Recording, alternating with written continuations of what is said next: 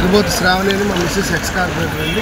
ఇందిరానాయక్ నగర్, నందమూరి నగర్, తోటవారి వీధి, గుండపు చంద్రశేఖర్ కాలనీ, ఇలా అన్ని రోడ్లు ఉన్నాయండి ఏరియా. కాకపోతే ఏంటంటే గత 2005లో ఇక్కడ వరద వచ్చిందండి. అప్పటి నుండి ఇప్పుడు దాకా రాలే. గత ప్రభుత్వం టైంలో ఏం చేశారంటే వరద ముప్పు ప్రాంతాలు కాదు అని డెవలపింగ్ ఏరియా వరకు ఇలా డెవలప్ అయింది మొత్తం ఏరియా అంతా. ఇప్పుడు ఏంటంటే కొంతవరకు సడన్గా వచ్చిన విపత్తు వల్ల అధికారులు కూడా ఏమీ చేయలేకపోయారు. ఇప్పుడు మన విజయవాడ సెంట్రల్ ఎమ్మెల్యే బొన్నమ్మ గారు, ఎంపీ కేశవన్ శివనా చిన్ని గారు, వీళ్ళందరూ సహకారంతో వాళ్ళు వచ్చి సర్వీస్ చేస్తున్నా కూడా ఒకేసారి ఎక్కువ మంది జనాభా అవడం, ఇంచుమించు 2 లక్షల మంది జనాభా ఇక్కడ ఉన్నారు. ఇలా సడన్గా వచ్చిందని మనం ఎక్స్పెక్ట్ చేయని విషయం కాబట్టి కొంచెం సేవా కార్యక్రమాలు అయ్యి బయట వాళ్ళందరితో మాట్లాడి చంద్రబాబు నాయుడు గారు ఇక్కడే ఉండి కలెక్టరేట్లో ఉండి దగ్గరుండి తీసుకోబట్టి కొంతవరకు ఈ 3 రోజుల్లో బయటకు వచ్చేవాళ్ళి. ఇప్పుడు సర్వీస్ మాత్రం బాగానే చేస్తున్నారు. తర్వాత సత్యసాయి సేవా సంస్థ వాళ్ళు కానీ ప్రైవేట్ సంస్థలు కానీ అందరూ వచ్చారండి బయటికి. ఈ విధంగా డెవలప్ చేస్తున్నారు. అంటే ఇప్పుడు జగన్మోహన్ రెడ్డి అయితే ఒకే మాట అంటున్నాడు, చీటికి మాటికి. కేవలం చంద్రబాబు నాయుడు గారు తప్పిదం వల్ల భోజన ఏర్పాట్లు సరిగా సమకూర్చలేకపోతున్నాడు అని అన్నాడు. దానిపై మీ ఉద్దేశం ఏంటండి? అసలు జగన్మోహన్ రెడ్డి అనే వ్యక్తికి బుడవేరుకి గేట్లు ఉంటాయని మాట్లాడిన వ్యక్తి ఒక ముఖ్యమంత్రి అంటే మనం సిగ్గుపడాలి. బుడవేరుకి గేట్లు ఎక్కడైనా ఉన్నాయండి? బుడవేరు అంటే ఏంటో తెలియని వ్యక్తి కూడా వచ్చి నేను ముఖ్యమంత్రి అని చెప్పుకున్న స్థాయికి ఇలా అయిపోయింది మన రాష్ట్ర పరిస్థితి.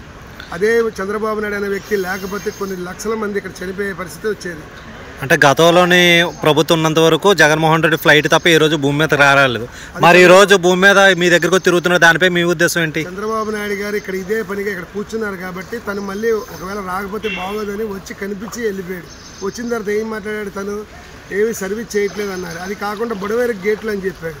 అది వాళ్ళ నాన్నగారు రాజశేఖర రెడ్డి గారు ఉన్న టైంలోనే బుడవేరు ముప్పు ఉండదు, నేను చూసుకుంటాను, అవి చేస్తా అన్నాడు. అదే చంద్రబాబు నాయుడు గారు వచ్చిన తర్వాత బుడవేరు వరకు మ్యాక్సిమం అవకాశం ఉన్నంత వరకు సర్వీస్ చేశారు. ఇప్పుడు ఇలా సడన్గా జరిగిద్దని 20 సంవత్సరాల తర్వాత మనకు తెలిసింది. ఇప్పుడు దాకా ఇప్పుడు రాలా బయటికి. అయోధ్యనగర్ అని అయోధ్యనగర్ ఇప్పటివరకు మాకు ఇంత వాటర్ ఎప్పుడూ రాలేదు. ఈ బుడమేరు కాలువ కట్ ఉండటం వల్ల ఆ కుండలోకి వాటర్ రావడం వల్ల అది ఫ్లోర్ వాటర్లో ఎక్కువైపోయి ఇటు వచ్చింది. ఇప్పటివరకు ఫుడ్ కానీ వాటర్ కానీ అన్ని ఫెసిలిటీస్ అన్నీ మాకు అన్ని సకాలం అందుతున్నాయి. ఏ ప్రాబ్లం అయితే ఇప్పటివరకు లేదు. ఏమైనా పిల్లలు పాలుకి లేకపోతే భోజనాలకి ఏమైనా ఇబ్బంది పడుతున్నారండి? అటువంటి ఇబ్బంది ఏమి లేదు. కాకపోతే మీరు రోజు చేసుకునే పళ్ళకి ఇబ్బంది కలుగుతుంది. అలాగే అంటే ఇంత వాటర్ సడన్గా ఇలా రావడానికి గల ముఖ్య కారణం ఏంటంటే మీ ఉద్దేశం? ముఖ్య కారణం ఏంటంటే బుడవేరు పొంగడం అండి. అంటే అది ఎందుకు? 30 చెరువుల దాకా బుడవేరులో కలిపారంట అవుట్ సైడ్ నుంచి. ఫ్లో మొత్తం ఇటు రావడం వల్ల ఇంకిటి దాన్ని అంటే బుడమేలు పొంగడానికి గల కారణం ఏంటండి? ఎందువల్ల? పై నుంచి వచ్చే వరదల వల్ల. పైనుంచి వచ్చేవారు. మరి గతంలోని వాటిని ఏమైనా క్లియర్ చేసి అలాంటివి అట్లా అయితే ఏం జరిగిందో మాకు తెలియదు. 30 సంవత్సరాలు మేము వచ్చేక్కడికి ఈ 30 years ఫస్ట్ టైం ఇంత వాటర్ రావడం.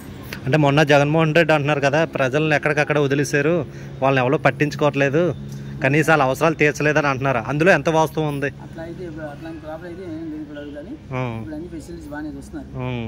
ఈ 2 రోజుల్లో మీ దగ్గరికి ఎవరు వచ్చారు, తిన్నారా ఉన్నారా అని అడగడానికి? ఎవరు వచ్చారండి? టీడీపీ కార్యకర్తలు, టీడీపీ సంబంధించిన కార్యకర్తలు చదువుతున్నారు. మార్నింగ్ కొద్దిగా వైసీపీ కార్యకర్తలు ఈరోజు మార్నింగ్ కనబడ్డారు. అనిత గారు, వంగల్పూడి అనిత గారు ఏమైనా మీకు పిల్లలకి పాలు భోజనం ఏర్పాట్లు ఎక్కడ ఇబ్బంది ఏం లేదు? ఓకే. నా పేరు సాయి మోహన్ అండి. నేను రైల్వేస్లో వర్క్ చేసి రిటైర్ అయినాను. తర్వాత పోతే మా అయోధ్య నగర్లో జస్ట్ ఆర్చ్ దగ్గర ఇంకా కిందంతా నీరు ఉంది. మా ఏరియాలో ఒక చుక్క కూడా నీరు లేదు. నా ది గవర్నమెంట్ యాక్షన్ చాలా బాగుంది. వాళ్ళు చాలా ఈరోజు కూడా నేను చూశాను, బాగా అబ్జర్వ్ చేశారు,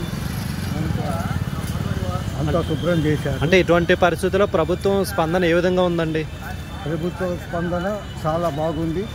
కరెక్ట్ టైంలో కరెక్ట్గా చేశారు అని నేను చెప్పాను. అంటే ఇదే టైంలో జగన్మోహన్ రెడ్డి ఉంటే పరిస్థితి ఎలా ఉన్నాం అది చెప్పండి. సో ఒకవేళ శానిటేషన్ శానిటేషన్ విషయంలో గట్టా బాగానే మెయింటైన్ చేశారు, విషయంలో కూడా చాలా బాగుంది, బాగానే చేశారండి.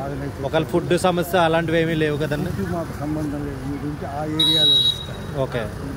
ఇప్పటి వరకు ఎక్కడైతే ఎటువంటి సమస్య లేదు.